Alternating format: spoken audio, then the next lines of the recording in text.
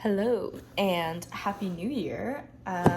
Today I wanted to do a little just general check-in for this new year, my plans for the new year, where I'm at mentally and emotionally, just just a good old little video diary update. The last few weeks have been really hectic, mainly because my parents were visiting and the hospital was really crazy, which I will probably go into more detail later. But overall, I have just been burning the candle on both ends, so I figured I'd go ahead and just take a break from basically everything and just kind of focus on getting some rest because it's been really exhausting lately. So feel a lot more well rested, and yeah, I just wanted to do a little update and go over maybe some of my New Year's resolutions and talk a little bit about just overall how I'm feeling and how I'm doing, because it's my video diary. As always, roll the intro.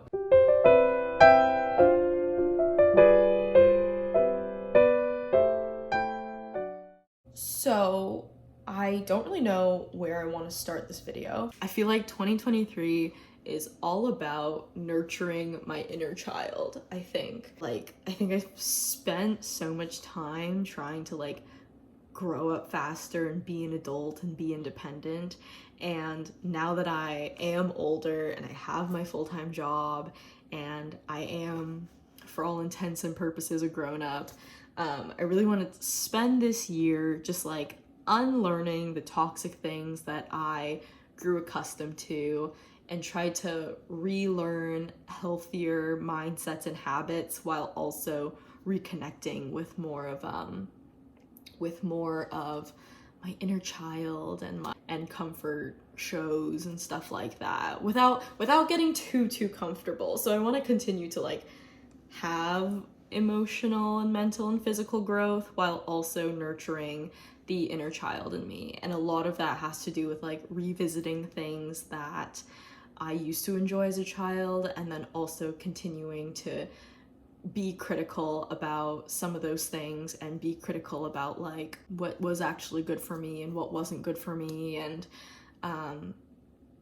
just unlearn toxic behaviors, but also critique the things that I could have done better and could have handled more maturely, while also still enjoying those things and recognizing that nobody's perfect, right?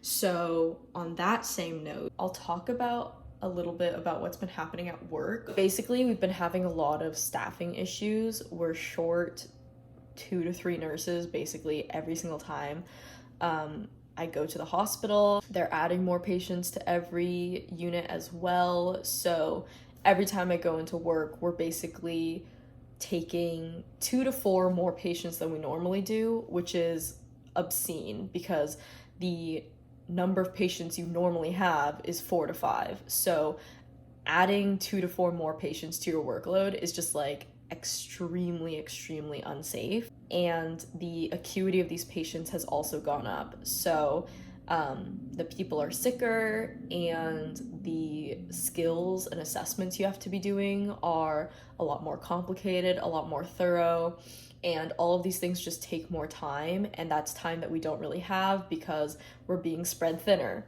and we're not getting paid anymore for this added workload.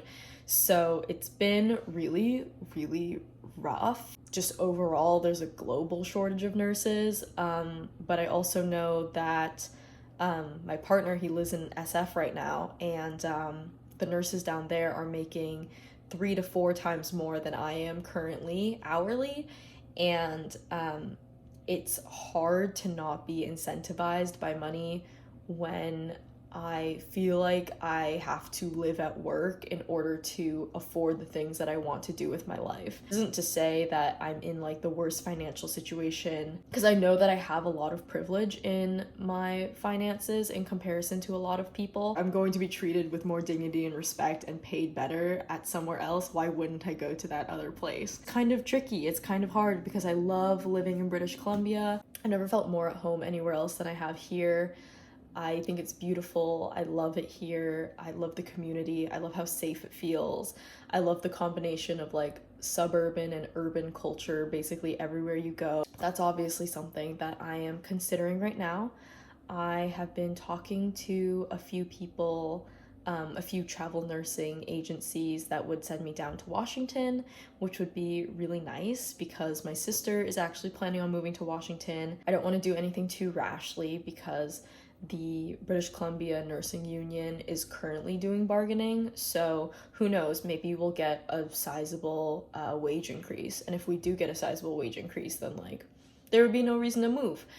Oh, I guess something else that I wanted to mention about the hospital is that I do want to go into clinical instructing eventually, and I do want to eventually go back for my master's in some type of like in some facet. So whether that's like leadership and advocacy, to take more of a management role, or if I end up going back for teaching specifically and maybe becoming like a professor or something and getting like a doctorate in gerontology, then that would be very, I'd love to do that as well. But very premature. Like I'm not going anywhere just yet. It's just something that I've kind of been rattling around in my brain, kind of jostling the idea around. But on that same news, I mentioned it before, but my sister is going to be moving to the Pacific Northwest, which I am so excited about. I'm so excited for her to live closer. If I end up staying in British Columbia, then she'll only be like 4 hours away. And if I end up moving to Washington, we'll be even closer. And I think it'll be really good for both of us. I think our mental and emotional health will both be just like better. And like living closer to each other, I feel like we'll just be able to like, our inner children just like run free and just enjoy each other. And I don't know, I feel the most comfortable and I feel the safest when I'm with my sister, and I'd like to think she feels the same way. So I think it'll just be great for us to live closer to each other and be able to see each other more. I would really like to be able to go to New York one more time before she ends up moving. Other things on my travel plans for this year are to go to London with some of my TikTok friends. We're gonna be going to London for the Star Wars celebration, which it's gonna be my first convention ever. There are like so many that happen at like San Diego and New York, and last year there was one in Anaheim.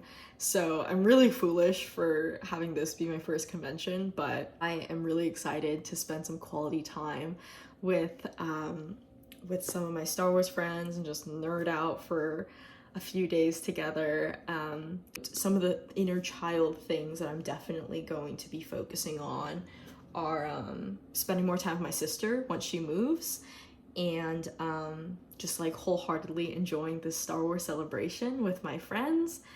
And hopefully, I know we talked about going to Disneyland Paris. I don't know if I'll be able to afford it, but I would really like to go with them. So hopefully I can make it work, pick up some more shifts. I also don't want to be living at the hospital, so we'll see. Hopefully I can make it work. If not, next time. But some of the things, since two videos, I'm sure you saw that I was like donating a fuck ton of clothes, and I do want to continue to curate my perfect capsule wardrobe, minimizing the amount of clothing that I buy, and if I do end up buying pieces, being really intentional about them. So they have to fit my personal style, they have to be able to be dressed up and down, they have to fit the color palette of the rest of my clothing, and they have to be really comfortable. Because I'm not going to be spending as much money on clothing, because realistically there isn't going to be a lot of clothing that fits all four of those things, I do want to try and focus on spending more money on experiences. Right now, I have started taking up boxing, which has been really good and it's been really therapeutic because of work. Like, because work has been so stressful, I feel like boxing has been a really healthy way to just like let out some of my frustrations. The place that I've been going to, it's called Rumble Boxing, put on like EDM rave music, and they put on these like neon strobe lights and stuff. Kind of like, it feels kind of like a club, but you're boxing. And I never really liked the club scene because like I just don't like getting jostled around by other people, and it feels like unsafe and like just not very fun. And yeah, that is something I definitely want to continue to pursue. Also, just bought some rollerblades, which like I used to love rollerblading when I was a little kid, but I kind of stopped when I got older just because like I ran out of time, and it wasn't something I ever did in like a competitive way, so it felt like it wasn't a good use of time to do it because it wasn't something that was like improving my resume or improving my CV, which like looking back on it is so sad. Like in middle school and high school, I didn't do anything that wasn't actively benefiting my college applications, and like that's just so depressing. So I guess that's also something that I want to work on in 2023. It's very similar to the whole like nurturing your inner child while still remaining critical, is like I want to do things for myself because I want to do them, instead of like, how does this mutually benefit whatever, is this making you a higher optimized person, blah blah blah, you know? Like I just want to do things because I want to do them. And I totally attribute that to my current partner because he's so good at that. He's so good at just doing things because he wants to do them. And talking to him, I've said this in my last video before, so you can go check that out if you want to, but talking to him is so liberating. It really doesn't have to be that complicated, does it? Like I'm really just overcomplicating my life because I felt like I had to when I was younger. Like I really just felt like I had to just be like constantly self-optimizing, and for what, right? So I just got these rollerblades because I used to really enjoy rollerblading when I was little. I felt like Frozone from The Incredibles. It's nice to be doing something for me, you know? The other thing that I'm doing to try to like get myself out there and enjoy things that I used to is I actually signed up for a ballet class, an open studio session, and I think it'll be just really good to like get back into it. I feel like my joints could also really use some tweaking in terms of flexibility. Those are my three like new extracurriculars that I want to continue to work on this year. Boxing, rollerblading, and ballet. All really different, so it'll be really fun, and like I'll stay excited because I do really like working out. I do feel like I feel so much better the more active I am, but I find going to the gym or going on a hike so boring. Another resolution of mine is to read one book a month. Not read one book a month. My resolution is to complete one book a month. Again, on the same vein as working on healing that inner child, is I'm still really in the mindset that I used to be in high school and college, where once you pick up a book, you're kind of like forced to complete it, right? Because like most reading is mandatory reading. Part of me is still in that like school mindset of like, you have to keep going.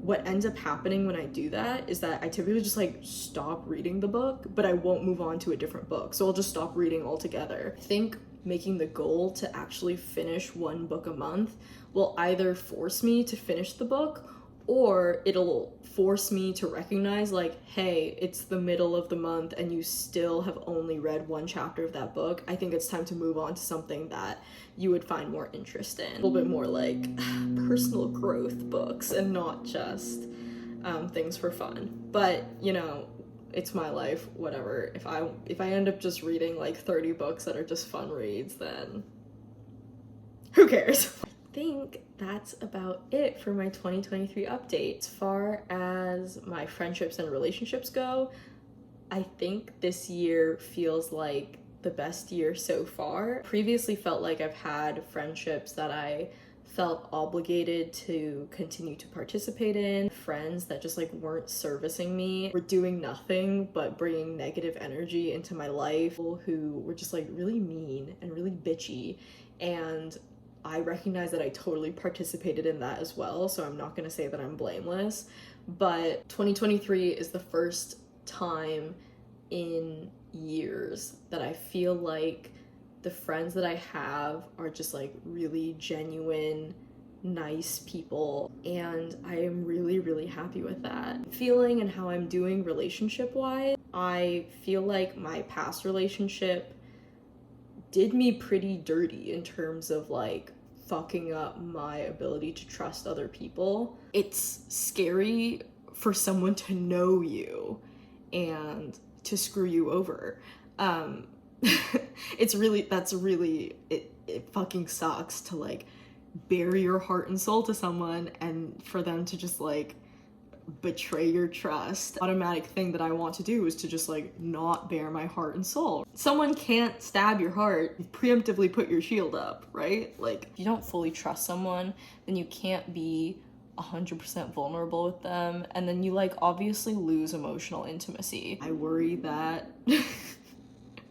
if he is the real deal and I can't sort myself out and figure out a way to like really open up and be vulnerable, then I might end up fucking things up, and I really don't want to because things have been going really well. But yeah, that is what kind of content you can look forward to this year. Traveling vlogs, vlogs with friends, trying new things, probably more complaints about the hospital. That's all the stuff that I have on my mind for this 2023. This year, I have nothing but high hopes.